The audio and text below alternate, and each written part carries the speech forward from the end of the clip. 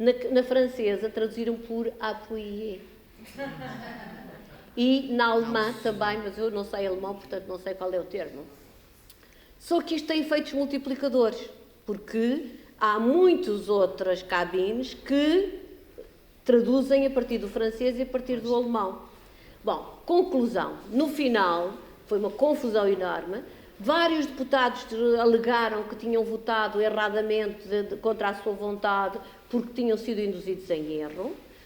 Alteraram o seu sentido de voto, só que já não conta de acordo com as regras do Parlamento, só conta para a contabilidade, e no final o meu relatório teria sido aprovado pelo Parlamento, apesar de ser um Parlamento bastante conservador. Portanto, houve uma conjugação de fatores que me leva a concluir que nada foi por acaso e que houve uma grande mobilização dos detratores do relatório e daqueles que, de facto, não querem que haja a nível europeu sequer uma recomendação para que, por exemplo, a IVG seja feita em condições legais e seguras. Muito obrigada por este esclarecimento, mas de facto não queria que ficassem com dúvidas acerca deste relatório que eu segui, foi assim absolutamente espantoso, como dizem muito bem. A nossa convidada deste painel é também a jornalista Sofia Branco. Olá, Sofia, muito obrigada por se juntar a nós. A atual presidente do Sindicato dos Jornalistas e, diga-se de passagem, mais ou menos à semelhança da Ordem dos Advogados, a segunda mulher presidente do sindicato desde 1934. Antes da Sofia só a Diana Andringa, e portanto, Sofia, muitos parabéns, a votação, a eleição foi muito recente, conseguiu, entre o lançamento do livro As Mulheres e a Guerra Colonial e o trabalho na Lusa e no sindicato, encaixar aqui a historinha. Eu muito agradeço, Sofia, porque já falamos no painel anterior, as mudanças de mentalidade começam na educação, escola, família, e depois junta-se aqui um outro ponto fulcral, que é o da comunicação social.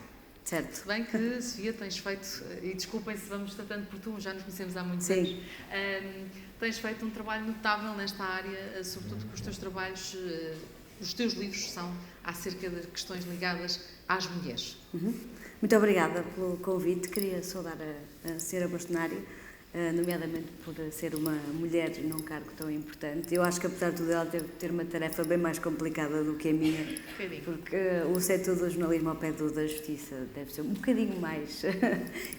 Tem-se cruzado muito. Sim, embora de certeza com discriminações comuns, mas não deve estar numa posição mais difícil ainda, e portanto queria saudá-la, porque ainda não nos tínhamos cruzado assim em eventos. E agradecer-te a ti, claro, que eu conheço há muito tempo e que fazes também um trabalho extraordinário sobre isto. Bom, eu sou um caso de facto um bocadinho à parte nisto do jornalismo, porque tenho batalhado por colocar o tema da igualdade de género, enfim, na agenda. Não é fácil. Sim, não é fácil há 10 anos, não era há 10 anos, continua a não ser fácil hoje. É mais fácil, sim, mas acho que um bocadinho por cansaço, dá-me ideia, não é? Acho que os diretores se fartaram tanto de me ouvir reclamar espaço e tempo para trabalhar estes assuntos, que agora já me deixam fazê-lo sem questionarem muito, mas não quer dizer que eu os tenha convencido da importância do assunto. Isso é toda uma outra história. E o problema acaba por ser um bocadinho esse, embora as coisas se vão fazendo nesse espaço e tempo que acabou por se ganhar, não é? O que é que eu tenho tentado fazer e que não é muito fácil e que eu acho que se cruza aqui um pouco com o retrato que a senhora bastonária traçou de início. Eu tenho tentado ouvir mulheres sobre os vários assuntos que trato, e isso eu acho que é uma grande responsabilidade dos jornalistas, ou seja, os jornalistas tendem, também por constrangimentos relacionados com o tempo e com o facto do jornalismo hoje ser feito desta forma instantânea que nós sabemos, e de saltar de um assunto para o outro e tudo ser muito rápido, têm tendência para ouvir sempre as mesmas pessoas. E como as mesmas pessoas há 10 e 20 anos eram homens, continuam a ser homens essas mesmas pessoas. Isto depois é um ciclo, não é? A estrutura está montada enfim, quebrar esta estrutura ou alterar esta estrutura não é de facto fácil. Eu, mais do que sobre igualdade de género, ouvir mulheres, interessa-me ouvir mulheres sobre economia, sobre política externa, enfim, sobre os vários assuntos que trato no dia-a-dia na agência, que é enfim, talvez um sítio ideal para isso, porque não temos aquela limitação do papel, não é? E, portanto, podemos, de facto, e depois, ao mesmo tempo, tratamos tantos assuntos ao longo do dia que podemos ir variando nas pessoas que ouvimos. E assim, talvez, dar a conhecer algumas mulheres que não conhecíamos antes. É verdade. Em fazer, por não. exemplo, esses painéis, exatamente. Não. Porque para um painel como este, posso dizer, não é? São 13 anos de agenda ligada à sociedade civil e às causas comuns. Foi relativamente fácil compor e arranjar as nossas primeiras escolhas. Felizmente aceitaram todos o nosso desafio e foi relativamente fácil chegar a estas mulheres, porque era um painel de mulheres que a senhora Bastonária tinha pedido, e fazem sentido nesta conversa, nestas jornadas. Mas quando chegamos à macroeconomia, engenharias, outras temáticas, se calhar eu tinha sempre imensa dificuldade. Sim, mas elas existem. O problema é... Que é lá sai. Sim, elas existem. Não é uma questão de competências nem de capacidades. Há imensas... Acho que há muitas mulheres portuguesas no estrangeiro, por exemplo, que nós não sabemos quem são, nem o que andam a fazer, e andam a fazer coisas extraordinárias. O problema é que elas normalmente têm mais que fazer. Ou seja, trabalham de facto muito. Trabalham muito mais do que qualquer homem, porque sabem que têm que provar muito mais para continuar nas funções que têm. Ou seja, desvalorizam um pouco esta coisa do vou parar aqui meia hora para falar consigo sobre o que é que faço na vida. É preciso explicar, e eu dou-me esse trabalho, porque eu acho que é importante, e depois algumas acabaram por perceber, mas é preciso explicar o quão importante é que ela faça isso. Ou seja, o quão importante é que ela venha para a esfera pública exatamente no sentido coletivo, não é? Do tal coletivo feminino, e não do individual, porque ela individualmente, de facto, enfrenta um grande bloqueio. E, portanto, está muito mais concentrada em fazer o que tem a fazer, até porque depois vai para a sua outra vida e continua a ser mãe e mulher e, enfim, toda uma série de outras coisas, e a tratar de tudo o resto, não é? De uma forma muito multifacetada, que não é a mesma dos homens. E, portanto, naquela altura em que está a trabalhar, e para ela falar sobre si própria muitas vezes não é fácil. Isso tem tudo a ver com esta mentalidade de que falávamos, das próprias mulheres deixarem engolir um bocadinho por uma estrutura que existe, um esquema de poder, não é? Eu percebo o que diz a senhora Bastonária, é importante responsabilizar as próprias mulheres sobre a situação que temos hoje. Eu acho que sim. É como a história de os jornalistas se responsabilizarem também pela informação que prestam, não é? Ou seja, não posso entrar naquele esquema mental do jornalismo não presta, porque isso é completamente mentira, há muito bom jornalismo, mas não posso também negar que o jornalismo muitas vezes é responsável e que deve ser mais responsável.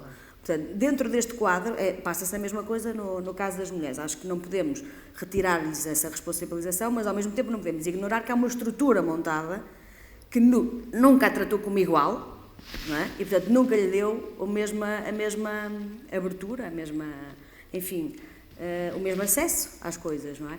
E, de repente, ela tem esse acesso, pelo menos legalmente tem esse acesso, mas percebe que quando entra ali há todo um esquema mental montado que não é ainda aquele o da igualdade, nem o da paridade, não é? Portanto, é por isso que as cotas é importantíssimo, eu sempre defendi, não é? Mas não chega, o problema não chega, não é? A dada altura já estamos numa fase em que não chega. Porque isso não muda tudo, não é? É importantíssimo que se mantenham, aliás, é uma medida temporária, só devem deixar de existir quando não for preciso cotas para que elas lá estejam, mas não chega. O que é que apesar de tudo foi mudando? Aquela questão do mérito inicial sobre as cotas foi algo que sempre me irritou bastante, porque dizer que as mulheres não tinham o direito de lá estar, que deviam lá estar por mérito e não porque eram por cota, digamos assim, é a mesma coisa que dizer que toda a gente está na política por mérito, o que é completamente falso, no caso dos homens, como todos sabemos, não é? E, portanto, as mulheres têm que ter o mesmo direito a falhar, a ser más, a serem más ministras, não é? E ao serem más ministras não terem que estar a receber comentários sobre a forma como se vestem e a forma como se penteiam. Porque as mulheres são tão... A culpa é muito do jornalista. Claro, aí está. Portanto, a tendência para olhar para a figura feminina de uma forma completamente... Porque ninguém olha para um homem a ver se ele tem caspa no casaco, não é? O que acontece até muito frequentemente, não é? Quer dizer, isso não interessa, não é? E nunca é mencionado. Portanto, há todo este lado. Por acaso, temos que fazer aqui uma à parte. O Varoufakis é um caso à parte. Exatamente, não é? Mas o Varoufakis é porque é de esquerda e porque resultou assim numa coisa que ninguém percebeu. E foi das primeiras coisas que eu comecei a ler sobre o homem, mesmo sem mas já saber viste, é quando não se percebe. Quando não se percebe, olha-se para a aparência. Ficou completamente secundarizado nas redes. Quando se quer olhar para o discurso, da pinta. E a primeira coisa que me perguntaram online sobre o que é que eu achava era, vocês vão me desculpar, mas foi a pergunta que me fizeram, é comestível? E eu fiquei muito chocada, porque eu perguntei, será que sou canibal? E não sei. Mas é esta coisa foi a primeira vez, acho eu, que assim, de uma forma tão questionaram tão diretamente uma pergunta que eu não estava minimamente à espera. Se um homem, portanto, neste caso, grego, se era ou não comestível, se era apetitoso. Eu disse, será que podemos falar do que ele vai fazer? Chateou-me imenso, ele não escolheu nenhuma mulher, portanto deixou logo de ser comestível, não é? Como é óbvio. Mas acreditas que isto pode vir a mudar? Por exemplo, as revistas autoproclamadas masculinas, não é? Começam a colocar homens da política e os fatos que usam, se usam riscas, se não usam. Isto também é uma transformação? Sim, mesmo quando o José Sócrates era primeiro-ministro já se fazia isso um pouco, não é? Porque ele tinha uma certa elegância a vestir e um certo cuidado e, portanto, houve ali uma altura em que isso se comentou. Eu acho que o problema, no caso das mulheres, é que se ignora todo o discurso para se dar lugar a essa... Enfim, para se olhar para a forma, quando a forma não é o mais importante. Apesar de tudo, eu acho que a cota introduziu algo que simbolicamente foi relevante, que é... A partir do momento em que há 33% ou mais de mulheres no Parlamento, obviamente que quando temos não sei quantos produtos televisivos de atualidade, não é?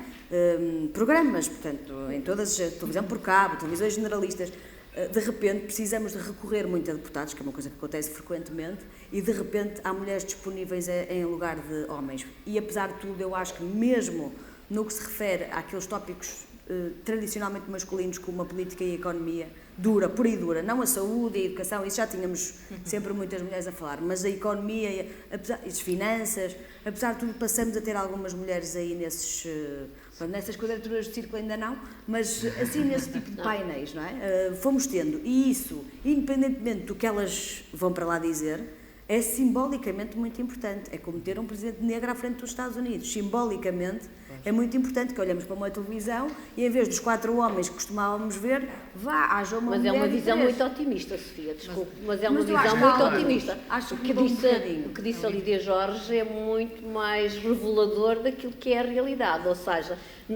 põem 4 mulheres na tal barca do inferno, que eu confesso que não tenho paciência para ver, que é precisamente para as ridicularizar, mas nos programas ditos sérios, que é a Quadratura do Círculo, que é o Expresso da Meia-Noite, que são os debates, os comentários dos comentadores residentes, é tudo masculino. Masculino. E mesmo na comunicação social, quantos diretores de jornais, quantas mulheres é que há a dirigir os jornais, não é? Há poucas. Portanto, claro que na base e nas chefias intermédias o teto de vidro, mas isso mantém-se. Exato, é na política, é no jornalismo, é na justiça, na literatura um bocadinho menos, mas também se formos ver bem, também lá encontramos o estigma. E na economia, e se falarmos na finança, então, meu Deus, basta dizer que não há uma única mulher que seja governadora de um banco central a nível dos 28 membros da União Europeia. Bom, a Lagarde acabou por marcar um bocadinho a diferença. Mas não, quer dizer, numa esfera geral. Estou a falar na União Europeia. Exatamente, mas numa esfera geral financeira, por assim dizer. Será que, Lídia, esta questão que é curioso que a Sofia falava disso, e eu lembro muito bem de tentar entrevistar, por exemplo, cientistas e elas não terem muita disponibilidade. Tipo, estou contente de fazer, não me apetece muito. E, curiosamente, nós no próximo boletim teremos também 3 mulheres cientistas entrevistadas, ainda bem que tiveram tempo para nós. Haverá esta não disponibilidade das mulheres ou não há procura pelo olhar feminino? Sem minha dúvida, porque quem dirige esse tipo de programas, quando são mulheres, dizem que convidam as mulheres e que elas nunca estão disponíveis. Mas eu gostava de saber se isso corresponde à verdade. Porque eu tenho uma interpretação um pouco diferente, e ela não é maligna, mas, digamos, é um pouco freudiana. Há programas, digamos, em vários formatos, em que aparece a dirigir mulheres, não é? E o que acontece é que, em geral, quando há, digamos, 4 ou 5 ou assim, há uma mulher, em geral, enfim, que domina a situação, portanto, a mulher que toma a pivô, por exemplo, e rodeia-se de homens e não se rodeia de mulheres, e eu acho que Freud deve explicar isso. E peço que repensem no que se passa, portanto, no panorama da televisão neste momento, com as mulheres a dirigirem, quer dizer, o ideal para as mulheres que dirigem, enfim, elas que me perdoem, mas eu acho que nós temos de perceber o que é que se passa connosco. Perceber, é uma mulher muito bonita, muito ágil, muito, enfim, que dirige um painel onde estão 4 homens. Bom, eu posso falar de 8 anos de experiência, houve sempre, aliás, todas passaram por lá, neste painel e no anterior, e alguns convidados e convidadas que também estão aqui na sala, havia sempre obrigatoriedade, eu não diria de cotas, mas nunca havia, e às vezes acontecia haver só mulheres e só homens. Mas é exceção. Sim, mas acontece muito isto. Ou seja, o paradigma não era propriamente a sociedade civil, não é? Mas às vezes é mesmo uma questão de disponibilidade.